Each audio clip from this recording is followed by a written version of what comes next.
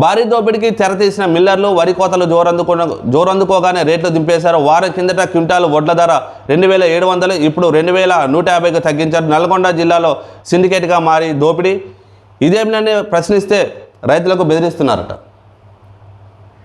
నిజంగా ఈ దేశంలో అన్యాయాలకు గురయ్యేది ఎవరైనా ఉంటే అది రైతు మాత్రమే. దోపిడీకి గురయ్యేది ఎవరైనా అంటే అది రైతు మాత్రమే. అమాయకుడు ఎవరయ్యా అంటే అది రైతు మాత్రమే. అసలు రైతు పక్షపాతంగా ఉండాల్సిన యొక్క ప్రభుత్వాలు ఎందుకు ఇలా చేస్తున్నాయి? ఈ మిల్లర్ల ఎందుకు వాళ్ళకి కొమ్ము కాస్తున్నాయో ఎవరికి అర్థం కావట్లేదు. అంటే మీ పార్టీకి ఫండ్స్ ఇస్తారనా, మిమ్మల్ని ఏదైనా ఇబ్బంది వస్తే మీకు ఆదుకుంటారనా, కోట్లు మీకు ఇస్తున్నారనా, పార్టీ ఫండ్స్ ఇస్తున్నారని చెప్పేసి ఎలక్షన్స్ వచ్చినప్పుడు మీకు అన్ని రకాలుగా సహకరిస్తారనా? మరి రైతుల పరిస్థితి ఏంటి? మన దేశంలో ఎక్కడ చూసినా దగాకు గురయ్యేది ఫస్ట్ రైతు. ఎందుకంటే వారు పండించిన పంటకి ధర లేకపోవడం వల్ల, వారు పెట్టిన పెట్టుబడి కూడా రాకపోవడం వల్ల అప్పుల పాలై చాలామంది రైతులు ఆత్మహత్య చేసుకుంటున్నారు.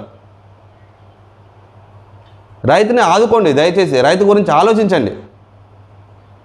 ఎంతసేపటికి మీ స్వలాభం కోసం, మీకోసం, మీ వ్యాపారాల కోసమే కాదు, దేశానికి అన్నం పెడుతున్న రైతు గురించి ఒకసారి ఆలోచించండి. ఈరోజు చూడండి, వరి కోతలు జోరందుకోగానే రేట్లు దింపేశారు. వారం కింద కింటాకు 2700 రూపాయలు ఉంటే ఇప్పుడు 2150 రూపాయలకు తగ్గించారంట. గట్టిగా అడిగితే రైతు ఏం చేయలేడు కదా. అధికారుల దగ్గరికి వెళ్ళి మాట్లాడలేడు. ఆయనకి మీరు కరెక్ట్గా అపాయింట్మెంట్ కూడా ఇవ్వరు. రైతు మీతో మాట్లాడాలి, డైరెక్ట్గా డీల్ చేయాలన్నా కూడా మీ కిందున్న పిఎలు, మీ కింద ఎమ్మెల్యేలు, వాళ్ళ కిందున్న చిన్న చితక లీడర్లు కూడా వాళ్ళని దగ్గర రానియరు. ఇలాంటి దోపిడీకి గురవుతున్న రైతుని మీరు కాపాడాలి. ఇలాంటి మిల్లు యాజమాన్యాల మీద కఠినమైన చర్యలు తీసుకోవాలి. అప్పుడే దేశం సుభిక్షంగా ఉంటుంది. రైతు బాగుంటేనే దేశం బాగుంటుంది. నలుగురికి అన్నం పెట్టే రైతుని ఏడిపిస్తే ఏ దేశం కూడా బాగోదు. కన్నీరు పెడుతున్న రైతు కన్నెర్ర చేస్తే మాత్రం ప్రపంచమే స్తంభించిపోద్ది.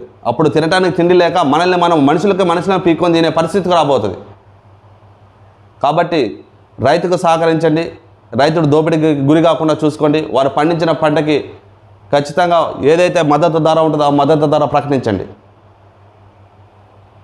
అప్పుల పాలైపోయి చనిపోతున్నారండి రైతులందరూ కూడా. రైతులు పండించిన పంటకి ధర లేకపోవడం వల్ల వారు పడుతున్న ఇబ్బందులు మీరు ఒకసారి ఆలోచించండి. మేము రైతు కుటుంబం నుంచి వచ్చాము, మేము రైతులమే, మా తాత రైతే, మా నాన్న రైతే, మా ముత్తాత రైతే అని చెప్పుకుంటూ వస్తున్నారు కదా. వాళ్ళు రైతులు, మీరు కాదు కదా. మీరు వ్యవసాయం చేయట్లేదు కదా, మీకు తెలియదు ఆ బాధ.